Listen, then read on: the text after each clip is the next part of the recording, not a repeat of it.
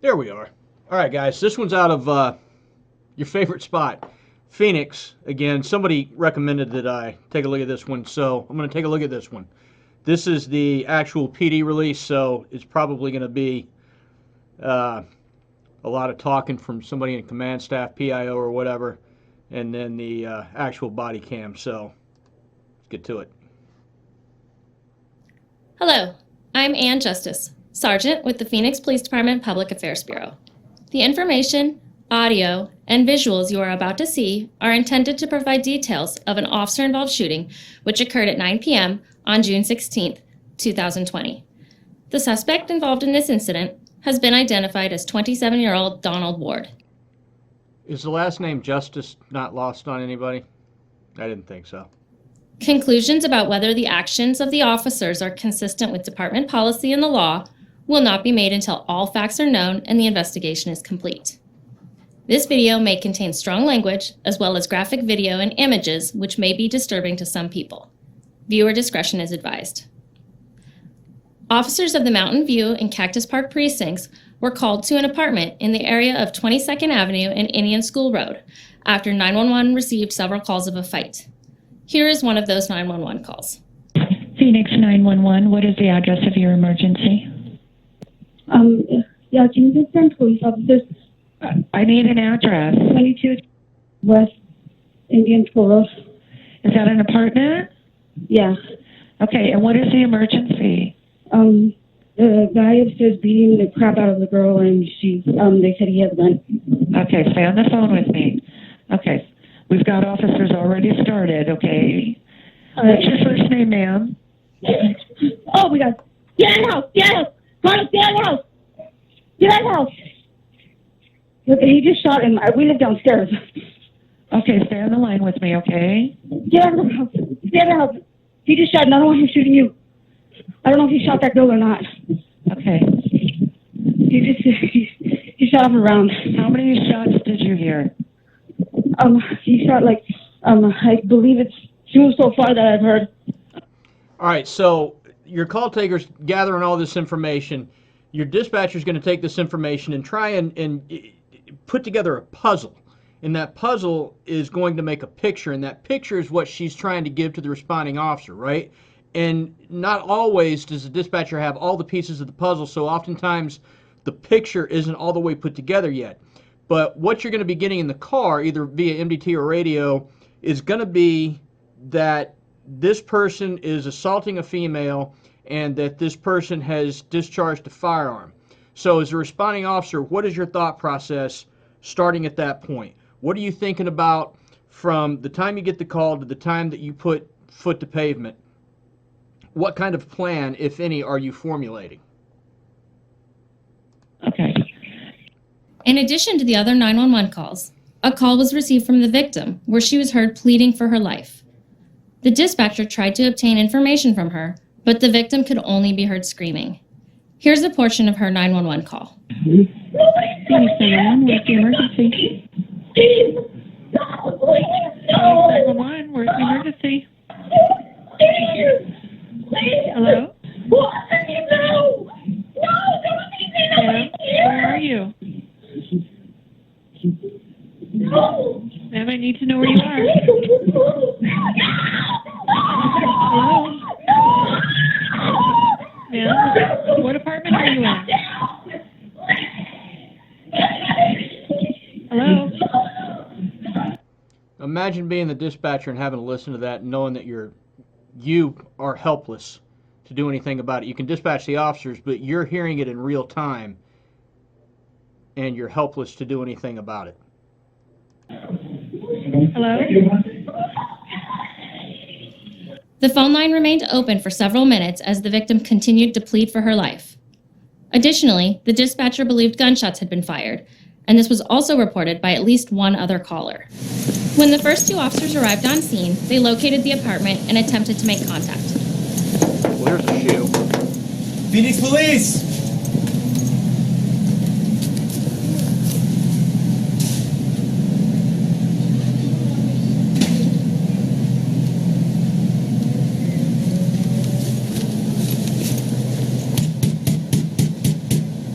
Phoenix Police. Windows, windows, windows.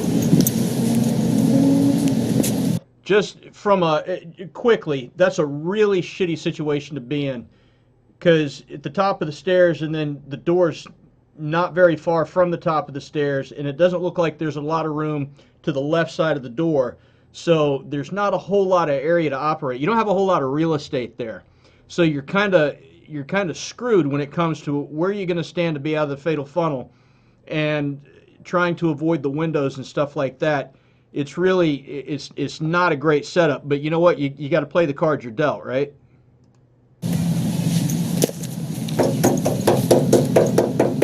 Phoenix Police, if you're in there, just come out. We just need to make sure you're okay. No one answered the door, so the first two officers began evacuations of neighboring apartments.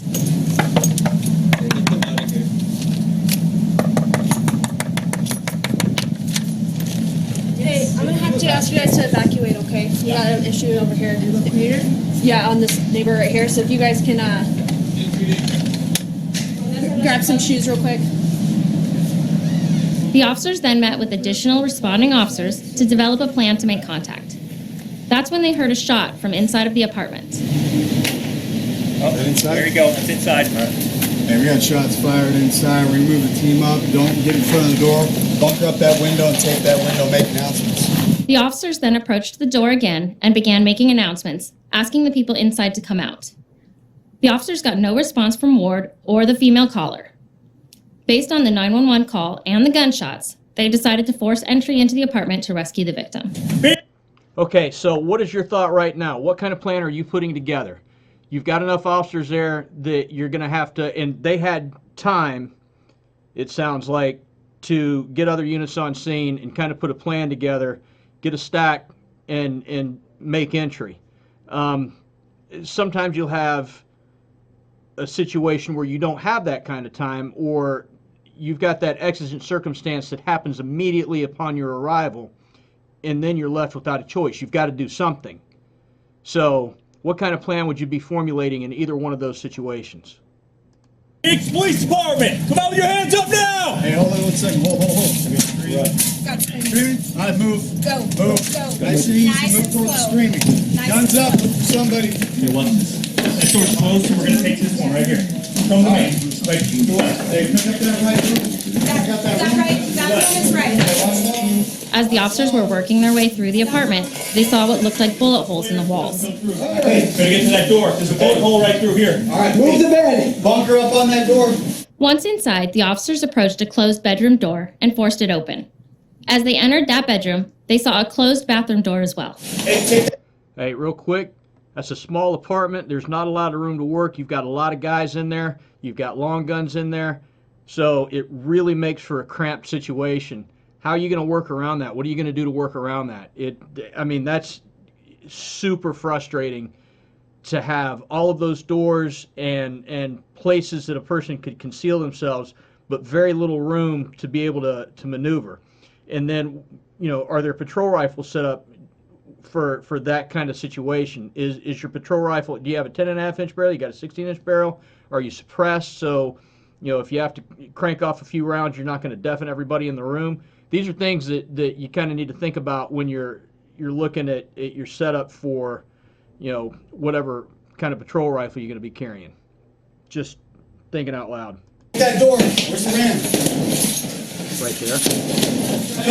Phoenix Police! Hey, you have door to your left, 2 holes in it. As the officers were outside of the bathroom door, they could hear the female pleading for help. While forcing the door open, the officers heard the female screaming that he had a gun to her face, and they heard a gunshot. Nope. It's me. Watch out. Stop. Here, what? Come down. Here.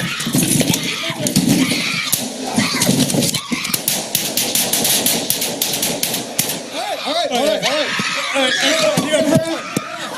Officers fired at Ward, striking him and ending the threat. Here's the shooting from another angle. Nope. It's me.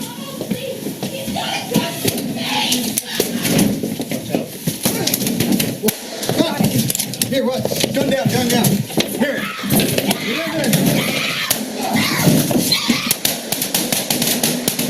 Oh! Holy shit! Oh! Dude is shooting over other dude. Wow. During the encounter, the victim was able to lay on the ground, and 2 of the officers were able to position themselves between her and Ward. The victim was not injured by any gunfire, and there were no injuries to any other community members or officers. Donald Ward was pronounced deceased at the scene. It was learned that the victim and suspect had been dating for several months, and there was a previous history of domestic violence. Ward's gun was located at the scene. 3 officers fired their duty weapons during this incident. The first is 46 years old, assigned to the Mountain View Precinct, and has 20 years of service. The second officer is 23 years old, assigned to the Mountain View Precinct, and has 2 years of service. The third officer is 34 years old, assigned to the Cactus Park Precinct, and has 3 years of service. Thank you for watching. Okay, so I could hear the female pleading for help. Watch out. Stop! Hey, what? Stand down. Here.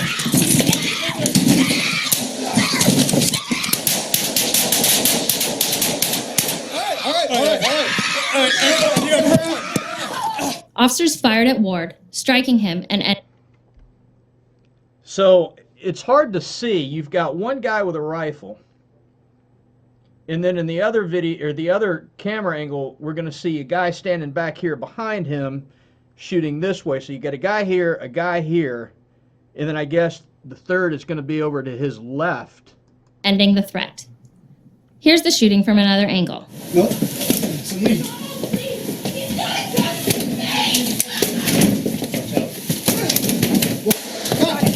Here, what? Gun down, gun down. Here.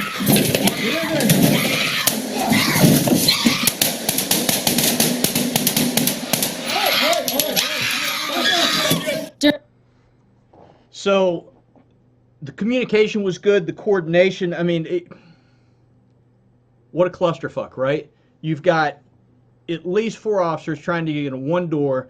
You've got the guy with the ram trying to get the door open, and on an interior door like that, they're super thin. So, I mean, I'm kind of shocked the ram didn't go all the way through the door on the other side and take the officer with it. But that's pretty congested in there, and it's kind of scary to watch, because you've got the one guy with the rifle discharged, then you've got the guy to the left or to his right discharge, and then I guess the guy over here discharge.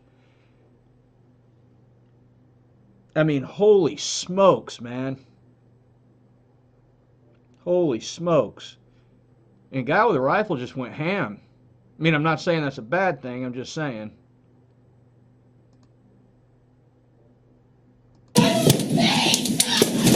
Watch out. Stop! Hey, what? Stand down. Here.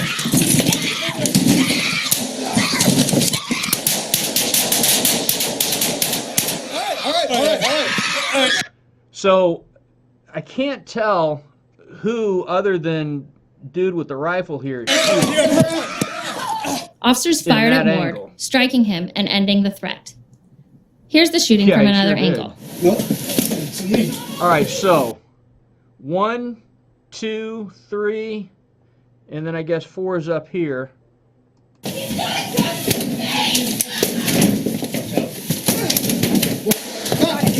Here, what? So Gun down, shield. gun down. Here.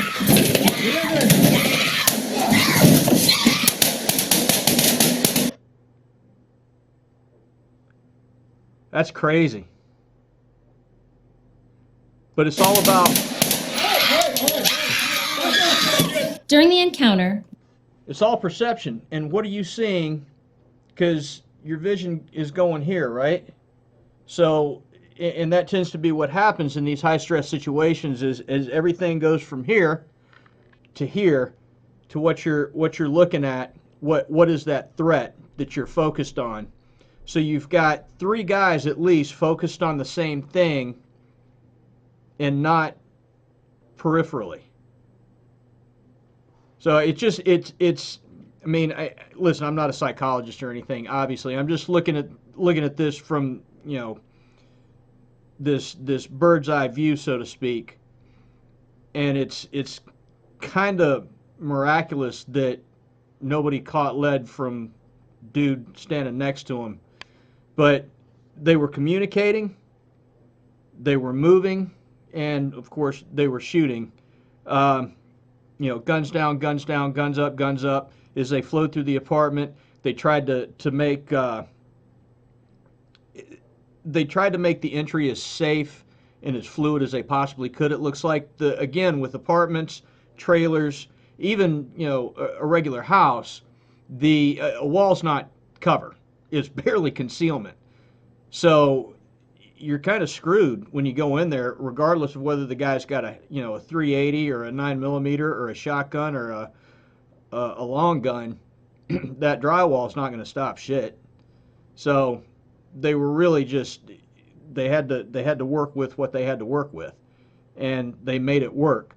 They got into the room, they got the door off the hinges, and they got the threat eliminated, and nobody got hurt that wasn't hadn't made a decision to get hurt, I guess would be the way to put it.